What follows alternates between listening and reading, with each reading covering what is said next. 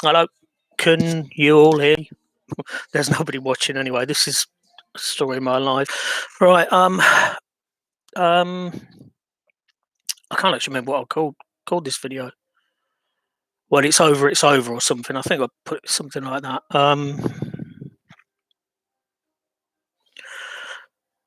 I've been I've been feeling uh, quite depressed. Which is obviously not unusual for me. And I've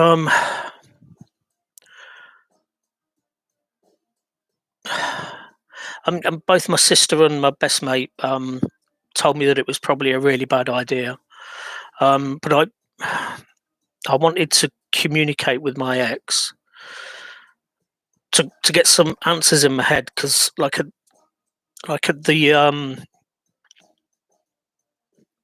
at the moment, because I missed my evening meds for like the last three nights. A bit kind of like hyper and everything. And when I'm like that, I just like need answers. I need to know what happened in a given situation, um, why it happened, and another little details surrounding it. Um, I, you probably you probably know that my wife left me last year, in October. She was in hospital, and um, she fell for one of the healthcare assistants. Checked herself out of the hospital. Pretty much moved in with him, and that was it. But I needed some answers, and I'm going to start with the angry answers. And the angry answers are, look, that I made a complaint about the guy because I thought he shouldn't have done what he did. You can't fucking go around seducing patients when you're a medical person. That's like outrageous. Um, so so tonight I asked my wife if I'm starting with the good news first. It gets worse, trust me. Asked my wife if he, I should call her my ex-wife. I don't know when the divorce was coming through or anything. Um, but I asked her if she knew whether he'd been sacked. She couldn't really give me a definite answer. So it was just like she thinks that he left, but they'd split up or something. I don't know. It probably corresponds with the time when he was like getting his mate to text me, asking all questions, and like stuff like that. I think because he was papping his pants because he he was being investigated. Adam Brooks didn't tell me what the outcome was. They said we can't tell you, but it's been taken seriously. Um, so I was just like, fingers crossed. I hope he's been sacked, because that's the only kind of revenge I can get over that person. Yeah, I can. I think I've spoken before that I get worried when particularly when I'm manic, when with like the loss of control and everything, and it'd be like, fuck's sake, if I'd have seen him in Peterborough, I probably would have put him in the ground, and I don't want to do that. It's just completely wrong. I mean, I I deleted my wife's number. My counsellor told me I should do that, and it was obvious. And she also said that I should delete all of the texts and everything, and just delete the number, because she said that like the texts are just tearing you apart. And the evidence that I'd found, like a screen grab of messages that they'd sent each other, all lovey-dovey messages. And that was how I managed to track him down. But anyway, so that might be a bit of good news that he's lost his job. Um, but um, my my my friend asked her if she'd get in touch with me, and so she did. Um, basically, how did they say it in America? She uh like tore me a new one, like laying into me about what a shit person I was and everything. Like um, I mean, I'm not paraphrasing because I'm not looking. I'm not going to read the messages out, but it's basically, yeah, you basically was shit to deal with because like of your depression. I think I've spoken in a different video about depression is and mania as well. It's really difficult for partners to deal with, and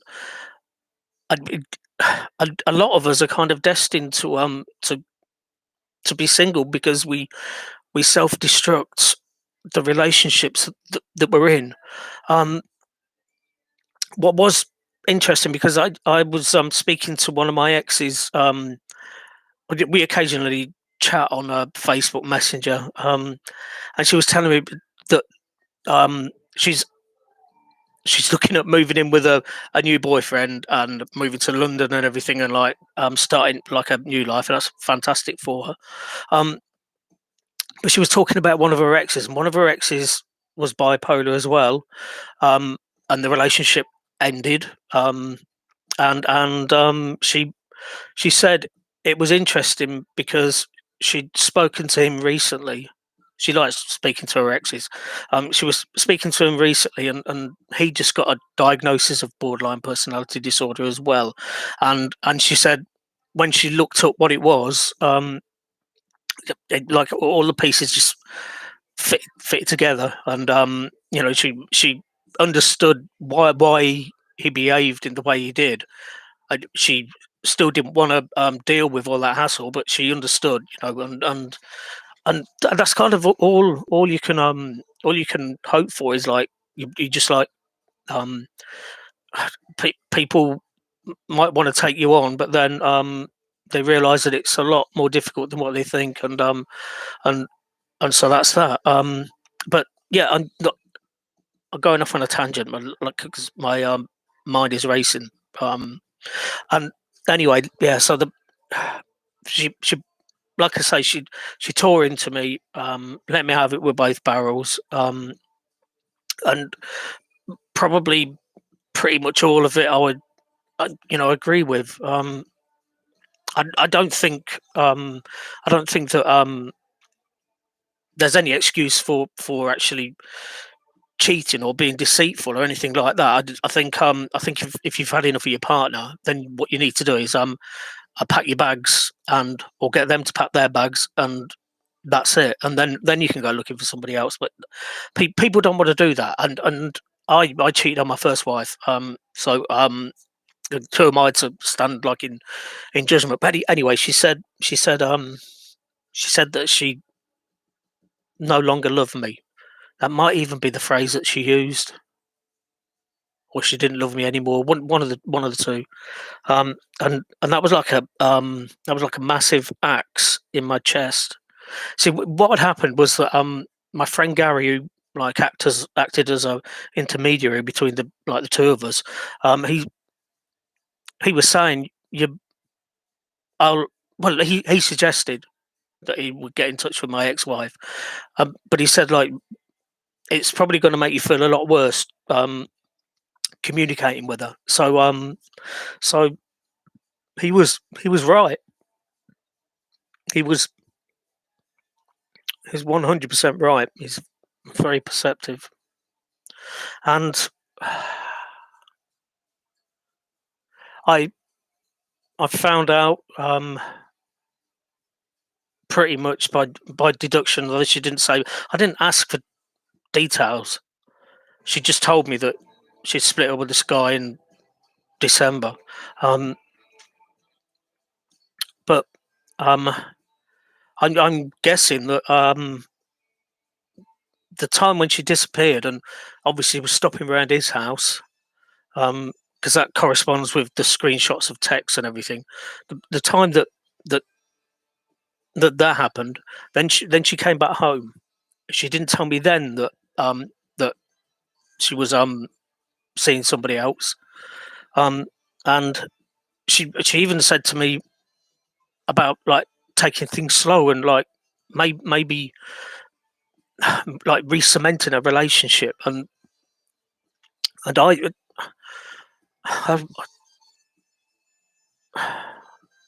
I didn't know that she was like still seeing this guy. And then like like a text message came through. Um, I was asking her where she was, or like why she wasn't, um, why she wasn't like talking to me by text or anything. Like just pretty much ignoring my text. And she said something like, the girls are here, or something like that. The girls are here. You know that they're here, so basically we're having like a girls' night, something like that. And then and then I think I said something like really arsey. I can't remember what. And she come back with the text was, "I'm having great regular sex with somebody who treats me right," and I thought that she'd written that text because she was angry and just wanted to um, like shock me or hurt me. And I found out tonight that although she was telling me that she was with the girls, she was actually with him because he sent that text from her phone. And it was like fucking another knife in my chest. And I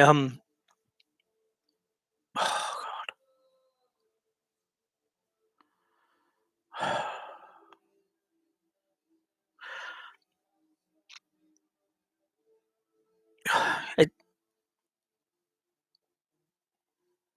it's like all of my abandonment fears came true. And I, I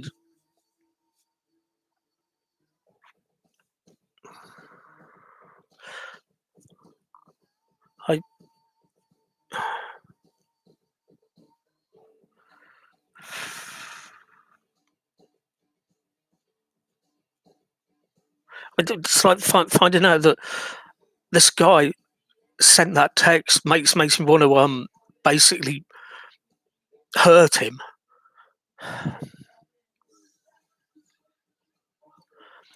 I I just like thought when she said that he sent that text, I just thought that guy is such a massive cunt to to do that. And it made me quite fucking angry. Um, it's like I'm chasing my emotions at the moment. I I was uh, crying earlier, like about um 20 minutes ago. Um,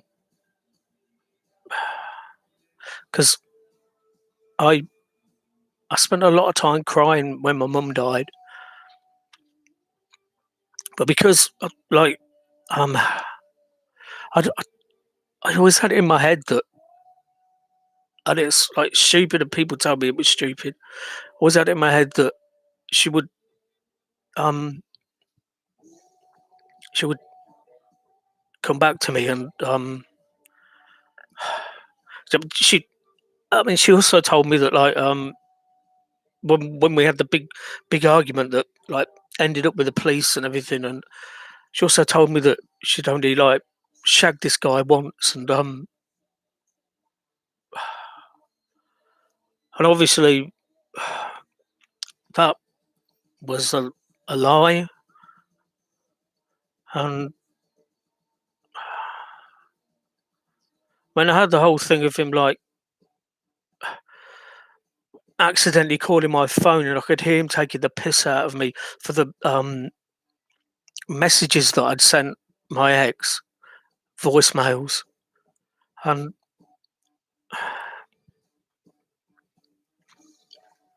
I it's very easy when you're the one that's fallen out of love, when you're the one that's moved on and basically doesn't give a shit about your ex. It's very easy for you to say to that person, "You've got to forget about me and you've got to move on," and it's fucking difficult when it's the other way round. And I don't I honestly don't know how I'm gonna move on. I I can't see I can't see a counsellor at the moment. Um, I can't I can't I can't see the psychiatrist. I can't like the mental health team around here is much used as a chocolate fucking fire guard, and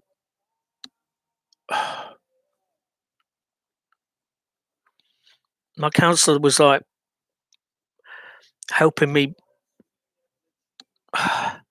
progress, but then I had to stop seeing her when my mum died because I really I was too fucked in the head to actually to actually talk to anybody about it. So, and I can't see her now because we're in lockdown, and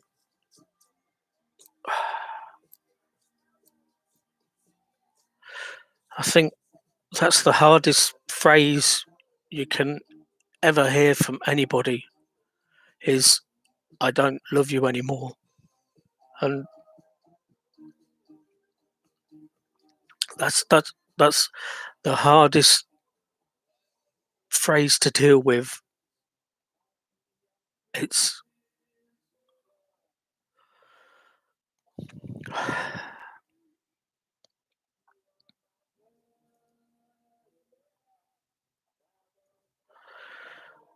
I mean, I'm going to take my meds tonight anyway because um, I'm recognizing that I'm like twitching and everything. I Part of me just wants to get in the car and just drive and drive and drive until either I run out of petrol or I just crash or something. I Today I was like quite reckless driving back from Matlock Bath, and but that's what I do when I'm hyper. Um, I don't want to lose control because I've not I've not seen the psychiatrist for months, and all of the things that were put in place, I can't do them.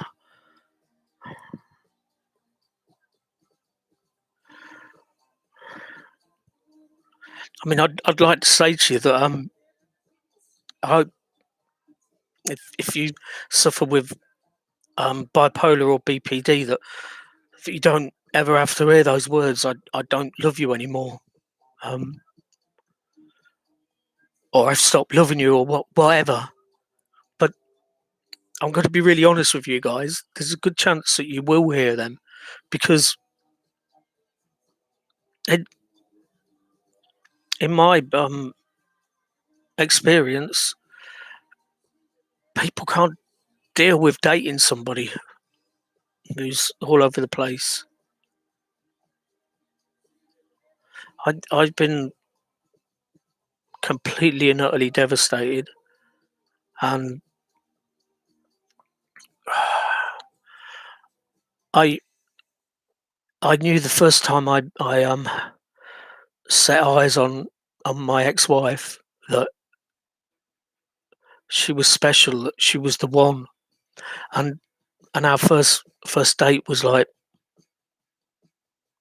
fantastic for me anyway, and so I knew really early on that this was the person that I wanted to spend the rest of my life with, and I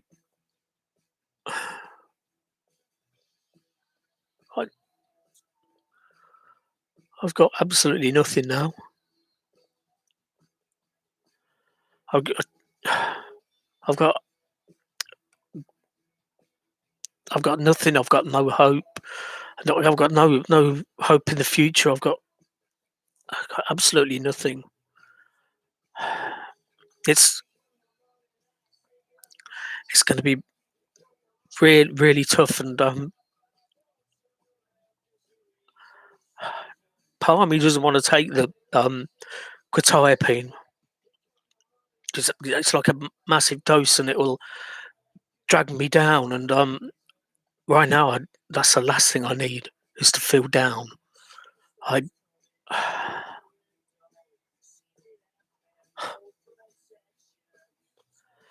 It's bad enough that I'm stuck in stasis, half packed and half not packed. But the move's been put on hold. I I've like emailed there as an association, and no one's emailed me back. But tonight was about the end of a relationship, and those are the hardest words that anybody will ever hear. I don't love you anymore.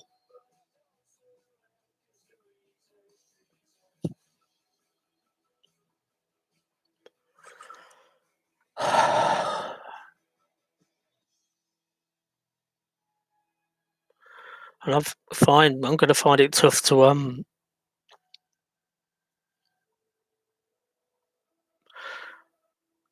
basically stay in a world where there's no hope. No hope at all.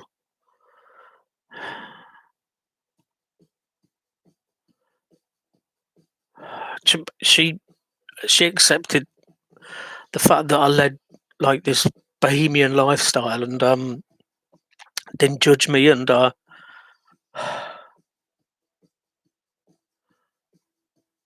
and I I'm never going to find I'm never going to find a replacement for her. So my friend Gary has always been obsessed with one of his exes, and he can't move forward because he said he had the perfect person, and now I know exactly how he feels.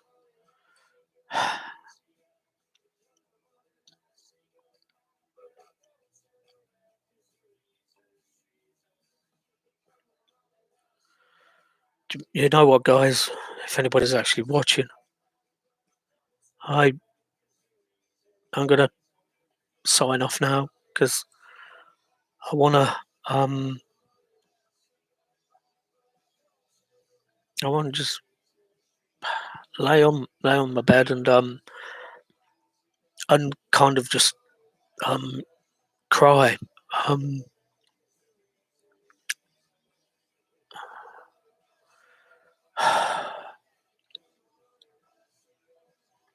I wish I could be more positive for you guys, and I give you some kind of hope for the future. But if you've got this fucking illness, it fucks everything up. Everything.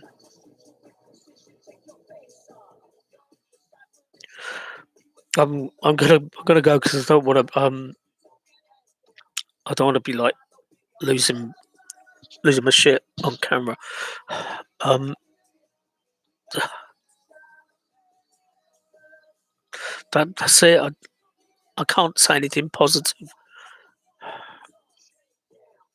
Um, I will I'll post a video um tomorrow evening just to let you all know I'm still alive and that, and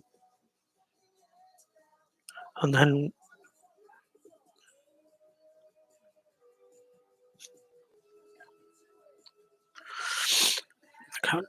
pick up the pieces of my broken heart, because there's no point. There's no point. I don't want to. I don't want a heart in my chest. Fucking hurts too much.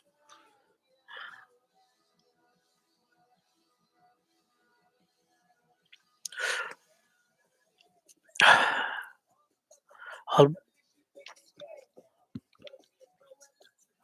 I'll speak to you guys tomorrow. Um, like stay safe, and if you're feeling low, um, you can you can um you can send me a message on here, and we can feel low together. Um, I, thanks for watching. Sorry I couldn't be more positive.